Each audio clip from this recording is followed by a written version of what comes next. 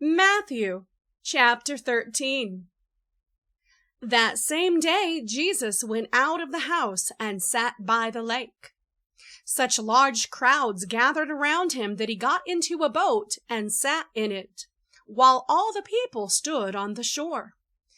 Then he told them many things in parables, saying, A farmer went out to sow his seed. As he was scattering the seed, some fell along the path, and the birds came and ate it up. Some fell on rocky places where it did not have much soil. It sprang up quickly because the soil was shallow. But when the sun came up, the plants were scorched, and they withered because they had no root. Other seed fell among thorns, which grew up and choked the plants. Still other seed fell on good soil, where it produced a crop, 160 or 30 times what was sown. Whoever has ears, let him hear. The disciples came to him and asked, Why do you speak to the people in parables? He replied, Because the knowledge of the secrets of the kingdom of heaven has been given to you, but not to them. Whoever has will be given more, and they will have an abundance. Whoever does not have, even what they have will be taken from them. This is why I speak to them in parables. Though seeing, they do not see. Though hearing, they do not hear or understand. In them is fulfilled the prophecy of Isaiah. You will be ever hearing, but never understanding. You will be ever seeing, but never perceiving. For this people's heart has become calloused. They hardly hear with their ears, and they have closed their eyes.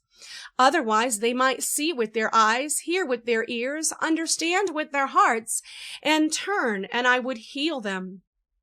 But blessed are your eyes because they see, and your ears because they hear. For truly I tell you, many prophets and righteous people longed to see what you see, but did not see it, and to hear what you hear, but did not hear it. Listen then to what the parable of the sower means. When anyone hears the message about the kingdom and does not understand it, the evil one comes and snatches away what was sown in their heart. This is the seed sown along the path. The seed falling on rocky ground refers to someone who hears the word and at once receives it with joy. But since they have no root, they last only a short time. When trouble or persecution comes because of the word, they quickly fall away.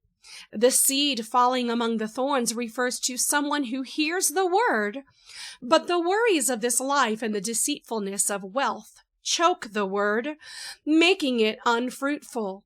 But the seed falling on good soil refers to someone who hears the word and understands it.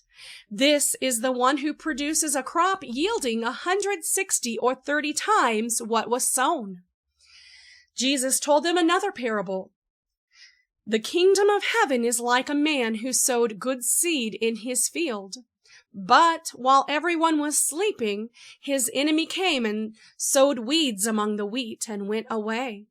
When the wheat sprouted and formed heads, then the weeds also appeared. The owner's servants came to him and said, Sir, didn't you sow good seed in your field? Where then did the weeds come from? An enemy did this, he replied. The servants asked him, Do you want us to go and pull them up? No, he answered, because while you are pulling the weeds, you may uproot the wheat with them. Let both grow together until the harvest. At that time I will tell the harvesters, First collect the weeds and tie them in bundles to be burned. Then gather the wheat and bring it into my barn. He told them another parable. The kingdom of heaven is like a mustard seed, which a man took and planted in his field. Though it is the smallest of all seeds, yet when it grows, it is the largest of garden plants and becomes a tree, so that the birds come and perch in its branches. He told them still another parable. The kingdom of heaven is like yeast that a woman took and mixed into about 60 pounds of flour until it worked all through the dough. Jesus spoke all these things to the crowd in parables. He did not say anything to them without using a parable. So was fulfilled what was spoken through the prophet. I will open my mouth in parables. I will utter things hidden since the creation of the world. Then he left the crowd and went into the house. His disciples came to him and said, "Explain to us the parable of the weeds in the field." He answered, "The one who sowed the good seed is the Son of Man. The field is the world, and the good seed stands for the people of the kingdom. The weeds are the people of the evil one, and the enemy who sows them is the devil. The harvest is the end of the age, and the harvesters are angels. As the weeds are pulled up and burned in the fire, so it will be at the end of the age. The Son of Man will send out his angels, and they will weed out of his kingdom everything that causes sin and all who do evil. They will throw them into the blazing furnace, where there will be weeping and gnashing of teeth. Then the righteous will shine like the sun in the kingdom of their Father. Whoever has ears, let them hear. The kingdom of heaven is like treasure hidden in a field. When a man found it, he hid it again, and then in his joy went and sold all he had and bought that field. Again, the kingdom of heaven is like a merchant looking for fine pearls. When he found one of great value, he went away and sold everything he had and bought it. Once again, the kingdom of heaven is like a net that was let down into the lake and caught all kinds of fish.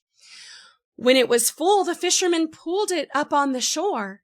Then they sat down and collected the good fish in baskets, but threw the bad away. This is how it will be at the end of the age. The angels will come and separate the wicked from the righteous and throw them into the blazing furnace, where there will be weeping and gnashing of teeth. Have you understood all these things? Jesus asked. Yes, they replied. He said to them, Therefore every teacher of the law who has become a disciple in the kingdom of heaven is like the owner of a house who brings out of his storeroom new treasures as well as old. When Jesus had finished these parables, he moved on from there. Coming to his hometown, he began teaching the people in their synagogue, and they were amazed. Where did this man get this wisdom and these miraculous powers? They asked. Isn't this the carpenter's son? Isn't his mother's name Mary, and aren't his brothers James, Joseph, Simon, and Judas? Aren't all his sisters with us? Where then did this man get all these things? And they took offense at him. But Jesus said to them, A prophet is not without honor, except in his own town and in his own home. And he did not do many miracles there because of their lack of faith.